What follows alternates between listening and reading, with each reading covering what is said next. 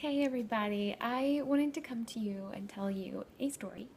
So, for those of you who don't want to hear a story about being pregnant or a problem that results from pregnancy, go ahead and stop listening right now because it will probably bore you. However, if you are a woman or you know a woman who is pregnant or plans to be pregnant or has just recently within the last year had a baby, please watch this video and then share this video with them because it could help them in a great way. So I encourage you to share this video with all of your friends. First off, I am not going to come on this video and tell you that I'm an expert in this condition that I'm going to talk about. I'm not. I just noticed it early on with my pregnancy and I researched the living shit out of it. So, I don't want to sound like anything that I don't want anything that I'm saying to come off that I'm a know-it-all or that that I have all the answers, because I don't. What I really want you to do is just listen to my story and then go out and do your own research and just like I did, and learn about the condition yourself so that you're a little bit more educated in the area, because I had no idea what it even was. I briefly heard about it, but I was like, I don't even know what that is. It doesn't really matter. So my husband and I were on our way to the Ozarks, and I don't know, it just rings a bell that I was around 18 weeks pregnant maybe. And I came out of the bathroom and I put my hand on my stomach and I noticed that my stomach was going in like this, like around like where my belly button was. Like I could actually take my fingers and go in. And I thought, that's weird. Why can I go into my stomach? Like it felt like I could take my abs and then like pull them apart. Like that's how I could go into my stomach. And I mean, I was pregnant. I didn't have a huge bump yet at all, but I could tell that my abs had been separated or were separating. So of course I did what any person would do. My husband was driving, so I got on Google and I started, researching, and I saw that this condition is called Diastasis Recti. I don't even know if that's really how you say it, but it's the way I always say it, and so far nobody's corrected me, so I guess that's how you say it. So anyways, I called my gynecologist's office and I asked them about it like the next day, because I literally cried like the whole way down to Lake of the Ozarks because I thought my body was going to be ruined. And I just thought, I have been working so hard at working out and doing so many things that I know I could get my body back. It may not be perfect after I had my baby, but I thought, this isn't going to be, completely, hard for me to do. So I called the doctor's office the next day. They really didn't know anything about it. Like, they didn't give me any answers, and that's fine. But I wanted answers. And so I reached out to some physical therapists that I knew, and nobody around here really knew about the issue or to give me any advice or point me to anybody. So I just kind of let it go, and I did my own research, and I did my best to avoid some of the exercises that Google told me to avoid, which if you research this condition and you're working out during your pregnancy, which is great, you should work out during your pregnancy, just do some research so that you know which exercises to avoid that can actually make this condition worse. So, because there are a lot, and most of them involve supine, which is on your back. So if you're doing crunches or like leg lifts, stuff like that, really should probably avoid doing those and do something where you're standing up or working the core from a different way. So again, not trying to tell you anything to do. You need to research it yourself. Anyways, fast forward, months went by. I had Roman. I was somewhat prepared for what I felt, that I could do on my own. I had bought a belt to wear right after I had Roman. I literally put it on as soon as I could stand up and had him.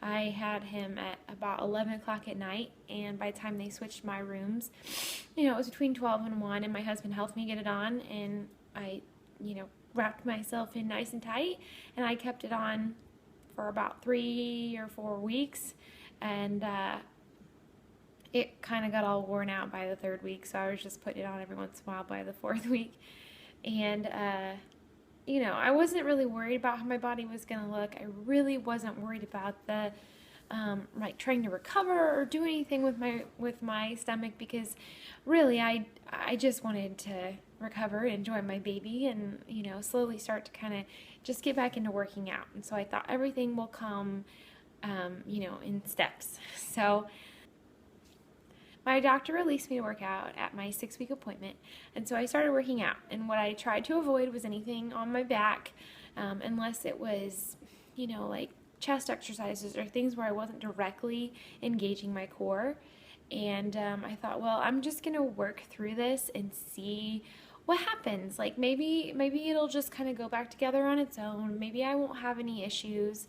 I did notice that my abs went back together pretty quickly, but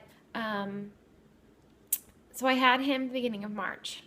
By about the middle of May, end of May, I was starting to get a little discouraged because I thought I should be losing more stomach fat than this. Like I should have like a little bit better stomach than this by now. Like I have been eating good, I have been exercising a lot. I really shouldn't still see this stomach. So that's why in June I decided I did about 3.5, 4 weeks, I don't remember now, like 3.5, 4 weeks where, I was so strict with my diet. Like I didn't indulge, I didn't, I did my thing, what I normally and what I used to do, to really show my six-pack. Well, my six-pack was there. That was never the problem. You've seen pictures. I have a six-pack. The problem was that by about noon, I looked like I was 20 weeks pregnant. This is still happening to me. Like, I'm still struggling with this. So I still have a little baby bump by about noon. And I realized what was going on just within the last month. So I'm getting there. Please stay with me. You need to hear this.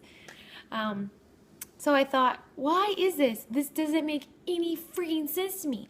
I have a freaking six-pack. I have a six-pack. I flex my stomach and I have a six-pack. Why do I look 20 weeks pregnant by noon? Why do I have a belly, but as soon as I flex my stomach, I am ripped. My obliques, I was so frustrated. And I'm like, nobody's giving me answers. What is going on? And so, of course, I went back to my initial diagnosis that I had told myself that I had. And I said, screw this. I have got to find somebody that can help me get some answers. I don't want to research on Google. I don't want to call and talk to somebody on the phone. I want somebody to tell me what's going on. So that's what I set out to do. I thought, you know what? After 4 weeks of a really strict diet, and this is the only results that I had, which I had results, but they weren't what I thought I should be at. So y'all probably saw me post this picture on my page. Well, this is what it started at. Boom, boom, boom. Okay, so there's the six-pack. I had that there, I had it there, I had it there, I had it there. I had this pretty much like 4 weeks after I had Roman. 3 weeks, 4 weeks, it was ridiculous. I don't know how it happened. Trust me, don't know. Anyways, I am still about like this or a little bit more. But this is after a super, super strict diet. Like I couldn't eat anything good. I couldn't eat anything that even sounded good to me. Like this was a ridiculously way too strict of a diet for me to be on normally and enjoy my life. So I knew this wasn't going to happen to keep my stomach that small. And it didn't look like that by noon. So anyways, I set out to get some help. So I did some research and I looked at some possible doctors, but I called my gynecologist again, and I had been told to ask for a doctor that could help me strengthen my pelvic floor, which really wasn't what I had an issue with doing. Yes, I do the normal thing. Sometimes I pee when I jump. Okay, pregnant women and women who have had babies sometimes do that. Whatever. It wasn't anything I was real worried about. I'm like, otherwise I'm pretty strong. It didn't happen all the time. Whatever. But I thought this is my step. If I can find somebody that can help me with those exercises, then maybe they can help me with the Diastasis Recti. So I called my gynecologist again, and she put me in touch with the physical therapist in Springfield, Illinois. And I met with her instantly. I knew I was in the right place. It was like the clouds separated and there was like a beam of light, and I'm like, la! I've been waiting to talk to someone like you for months. Like, why haven't I gotten to talk to you sooner? This is ridiculous. So anyways, she told me exactly what was going on. She said, which I'm not going to quote her directly because I wouldn't do that to her, but basically, this is what my abs were doing, like that 18, 20 weeks pregnant. You know, I told you that I noticed it, but I had this huge ridge in my abs, and it still kind of does that now, but it's not nearly like it was, so I didn't want to take a picture of my abs doing it. But anyways, it had a ridge right there, and that's when I knew I had an issue, along with the, you know, kind of concaving in stuff. This is what happens. This is what happens to your abs. See how they separate? And those are nice and tight. That was pre-Romy. These are abs after they've been separated. So basically your stomach and everything is right behind there. All your good stuff, all your organs and shit. Like, I'm not giving you facts here. Like, it's just what I'm pretty sure happens. And my physical therapist told me that, you know, when you wake up in the morning, your muscles are nice and tight. And what happens is your rectus abdominis, or your rectus abdominis, or whatever they're called, are right there. So my six-pack is there. Underneath that is the transverse abdominis. And those are so weak by the time, you know, noon comes around that they'll let your stomach spill out. And that's what was happening to me. My muscles weakened. My stomach pushes out through my rectus abdominis, and that's what's resulting in the mommy tummy. And not every woman is going to get results from strengthening these muscles, but you're going to have a hell of a lot better chance if you know about this issue and can fix it. And you're going to have a hell of a lot better chance if you start to correct those now before you get pregnant again, maybe with a second child or a third child, than it would be if you wait until you've had, you know, 1, 2, 3 kids. It depends on your body. So what I'm encouraging you to do is to just do some research. If you have a mommy tummy, it may not be the end of the world. I'm not telling you that this is going to fix it, but I am going to tell you that you're going to be closer to fixing it if you can get some help and figure out how to strengthen these muscles. For me, seeing exercises on Google, seeing these different programs I could buy, I thought, I don't know if I'm going to invest money in that shit and it's actually going to help me. So I wanted to actually speak to someone in person, and she knew exactly what was happening. And when she tested my transverse abdominis, do you know how embarrassed I was? Like, ridiculously embarrassed. I was so embarrassed when she had me test my transverse abdominis. So what she had me do was that red mark right there. We got this little thing, we aired it up and got it so that when I laid on it, and this little thing was underneath my, like down by my belly button on my abs, that it was on 80.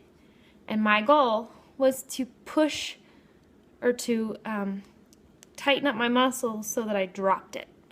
Well, I couldn't even find my transverse abdominis because my stomach was so weak from just having, you know, from having Roman. Just, what, 4 months ago was when I went to go see her? Maybe 4.5, something like that. And so I kept going up because I was tightening my rectus abdominis and I was just flexing. I wasn't actually pulling up my transverse abdominis. So the goal was to be under 40. Okay, when my husband did this, it was like under 20. Like, really? I work my core like 100 more times better than him, and I can't get... Do you know where I got? Do you know where I got the first time I tried to do this? Like, 2 or 3 times of doing this, I was exhausted. I'm talking, all I did was lay on a bed with this thing underneath of me, and I flexed 3 times, and I was exhausted. It hurt so bad. I know, right? You're like, what? Really? Is this going to suck, all this recovery? So I got like 78. That's all I could do. I could only move that notch like 2 little ticks or whatever. It was ridiculous. I can't even believe I'm telling y'all about it. Anyways, within a week, I was between 40 and 60. And now I'm consistently at 40. And it's been about 3.5 weeks. I go to see her again tomorrow. I'm also doing other exercises, which if you will continue to watch my update videos, I'm going to show you what I have been doing with her. So I want you to please, please stay with me on this, because I'm trying to show you what I've been going through. And I'm trying to show you how there could still be hope for you if you have the little mommy bulge and you're like, it's never going to go away. I do everything to help it go away. Well, it's not your fault. It's not my fault. It's just our body's way of trying to react and cope from being pregnant for 9 months. You can't expect your body to work every single muscle while you're pregnant with a baby inside you. So it's definitely shown a lot of light to me on how the body works and the capabilities that it has. But I also am determined to make it better. If I have a little bump after this and I still have a little bit of a mommy tummy, that's fine with me, because that kid in there is the most amazing thing that I have ever done in my entire life, and he means more to me than a little pooch in my stomach. Whatever. But if I can make it better, I'm sure as hell gonna do that. So kind of where I'm going, I'm still working with my physical therapist. Like I said, I do go tomorrow. I want to share another update video on some of the exercises that I've been doing with her. And I also will share with you some pictures. I just don't have them all ready right now. And I also want to kind of go through another kind of clean eating thing and see where I'm at comparatively, and because you get bloated with foods and stuff, so I need a week or two to take some more pictures to kind of get myself de-bloated, make sure that I haven't had anything gross, because I had beer last night, I had some popcorn the other night, so I want to kind of do it the right way and not have any junk in my system when I take my next set of pictures, so that it's more accurate, to kind of compare with those pictures. And I have a picture from when I first started my therapy also, so please, like I said, please, please, please, please, please stay with me on this. I encourage you to share this video with your friends so that they can learn more about this Diastasis Recti and hopefully just become more educated. That's really my intent behind this, is you become more educated and you can understand what the condition is and what you can do to make it not so hard, or to not make the problem worse during your pregnancy. Can't talk. And what you can do after you've had your baby to hopefully help you. And then right now, go Google, go research. Seriously, get out there and find stuff to research. If you think you have this condition, or you want to know who the physical therapist is that I'm seeing, because she is like awesome. She's from New Zealand and she's kick-ass. Like, we're totally on the same page. So if you want that information too, please just contact me and I will get that for you. All right. Thanks everybody. I appreciate you listening to me. I know it was a long video. Bye-bye.